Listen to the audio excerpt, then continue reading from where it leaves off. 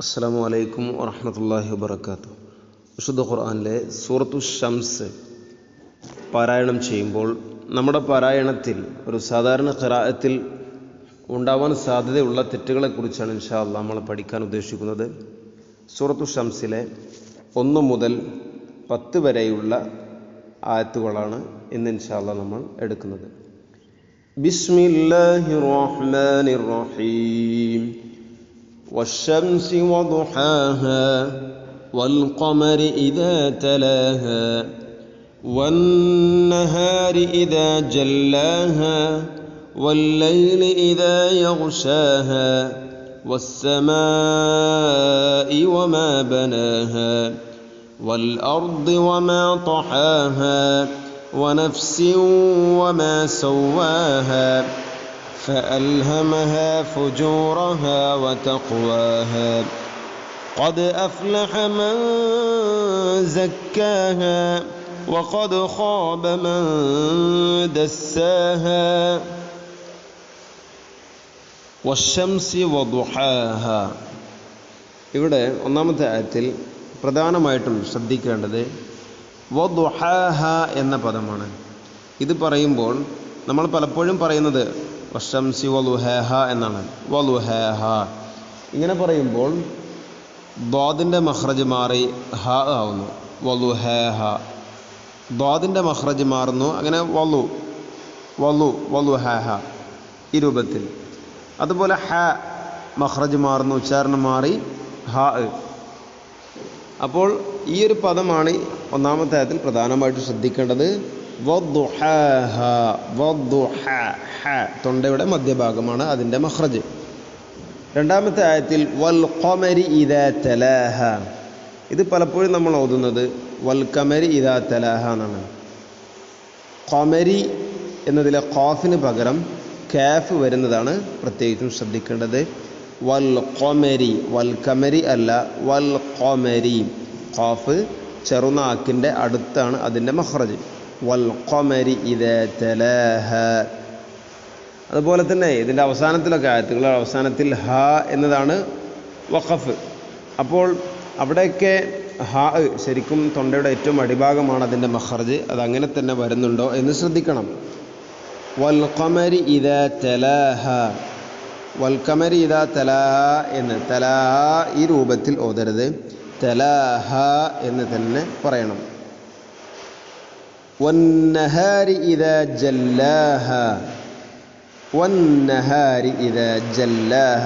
ഇവിടെ വന്നാരി ഇദാ ജല്ലാഹ. വന്നഹ ഹാഇൻ്റെ മഖ്റജ് അഥവാ അതിൻ്റെ ശബ്ദം ശരിക്കും കേൾക്കണം. വന്നാരി എന്ന് പറയരുത്. വന്നഹാരി വന്നഹാരി ഇങ്ങനെ തന്നെ പറയണം. ഇദാ ജല്ലാഹ. ഇവിടെ ആയത്തുകളിൽ ഇദാ എന്ന് ഉണ്ട്. അവിടെയൊക്കെ ഇദ എന്നോ അല്ലെങ്കിൽ ഇസ എന്നോ അതും പ്രത്യേകിച്ചും ശ്രദ്ധിക്കേണ്ടതാണ്. വന്നഹാരി ഇദാ ജല്ലാഹ വല്ലൈലി ഇദാ യഗ്ശാഹ. ഇവിടെ യഗ്ശാഹ എന്ന പദം വല്ലൈലി ഇദാ യഗ്ശാഹ. ഗൈന് അതിൻ്റെ ഉച്ചാരണ മഖ്റജ് മാറിപ്പോകരുത്. തൊണ്ടയുടെ ഏറ്റവും മുകൾ ഭാഗമാണ് അതിൻ്റെ മഖ്റജ്. യഗ്ശാഹ. ഇനി മഖ്റജ് ശരിയാക്കുന്ന ആളുകൾ തന്നെ അതിനെ ഖൽഖല ചെയ്യരുത്. യഗ്ശാഹ യഗ്ശാഹ അല്ല, യഗ്ശാഹ യഗ്ശാഹ. വല്ലൈലി ഇദാ യഗ്ശാഹ ഈ രൂപത്തിൽ.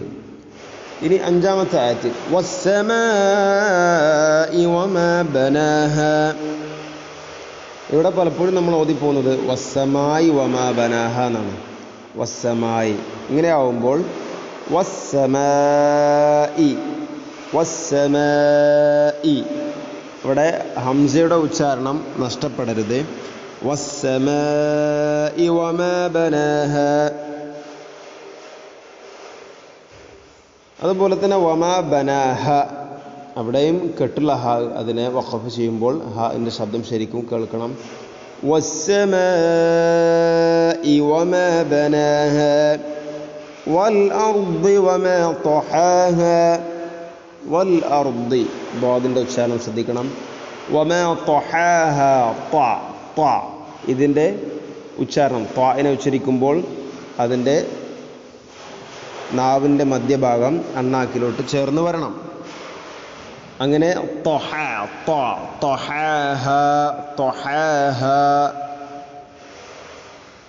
തൊഹേഹ എന്ന് പറയുമ്പോൾ ഹാഇൻ്റെ ഉച്ചാരണം പ്രത്യേകിച്ച് ശ്രദ്ധിക്കേണ്ടതാണ്. അവിടെ നമ്മൾ തൊഹേഹ എന്ന് പറയും. വസ്സമായി വമാ ബനാഹ വൽ അർളി വമാ തൊഹേഹ, വൽ അർളി വമാ തൊഹേഹ ഇങ്ങനെ ഓതരുത്. വൽ അർളി വമാ തൊഹേഹ വനഫ്സിൻ വമാ സവ്വാഹ വനഫ്സിൻ വമാ. ഇവിടെ വനഫ്സിൻ വമാ തൻവീന് ശേഷം വാവ് ഇദ്ഗാം നാഖിസ് എന്ന നിയമം ആണ് അവിടെ.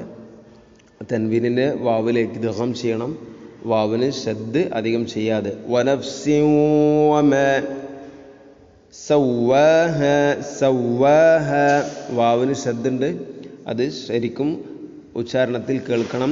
സവ്വാഹ ഫഅൽഹമഹ ഫുജൂറഹ വതഖ്വാഹ. ഫഅൽഹമഹ പ്രത്യേകിച്ചും ശ്രദ്ധിക്കേണ്ട ഒരു കലിമത്താണ്.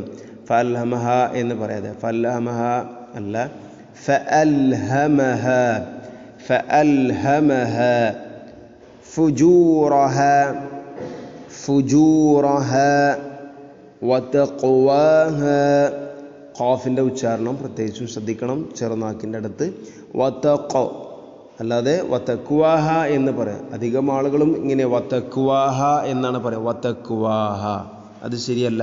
വതഖ്വാഹ ഫഅൽഹമഹ ഫുജൂറഹ വതഖ്വാഹ ഖദ് അഫ്ലഹ മൻ സക്കാഹ. ഇവിടെ ഖദ് എന്നാണ്. അധികം ആളുകളും ഖദ് അഫ്ലഹ എന്നാണ് പറയുക. ഖദ് അഫ്ലഹ അധികം ആളുകളും ഈ രൂപത്തിലാണ് വായിക്കുന്നത്. ഖദ് അഫ്ലഹ, ഖാഫിന് പകരം കാഫ്. ഇനി അഫ്ലഹ അത് അഫ്ലഹ എന്നും പറയാനും പാടില്ല. അഫ്ലഹ ഫഇനെ ഖൽഖല ചെയ്യരുത്. അഥവാ ശരിക്കും കനമുള്ള ഒരു ആ സുക്കൂനിനെ എടുത്ത് കാണിക്കുന്ന രൂപത്തിൽ വായിക്കരുത്, ഓതാൻ പാടില്ല. അഫ്ലഹ, അഫ്ലഹ മൻ സക്കാഹ. സുക്കൂനുള്ള നൂനിന് ശേഷം സ വന്നാൽ ഇഖ്ഫാഉം ബിഗുന്ന. മൻ സക്കാഹ ഖദ് അഫ്ലഹ മൻ സക്കാഹ വഖദ് ഖാബ മൻ ദസ്സാഹ. വഖദ് ഇവിടെയും ശ്രദ്ധിക്കണം, വഖദ് അല്ല, വഖദ്. ഖാബ, ഖാബ വായിക്കുമ്പോൾ ഖ അത് ഹുറൂഫുൽ ഇസ്തിഅലായിൽപ്പെട്ട അക്ഷരമാണ്. അതോടൊപ്പം അതിന് അലിഫ് വന്നാൽ അതിനെയും കനമുള്ള സ്വരഭാരത്തോടു കൂടി ഉച്ചരിക്കണം. ഖാബ, ഖാബ അല്ല, ഖാബ.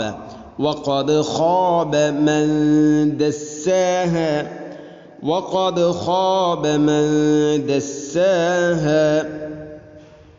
ഒന്നുകൂടെ ഇത് ഓതാം. വശംസി വദുഹാഹ والقمر إذا تلاها والنهار إذا جلاها والليل إذا يغشاها والسماء وما بناها والأرض وما طحاها ونفس وما سواها فألهمها فجورها وتقواها قد أفلح من زكاها وقد خاب من دساها.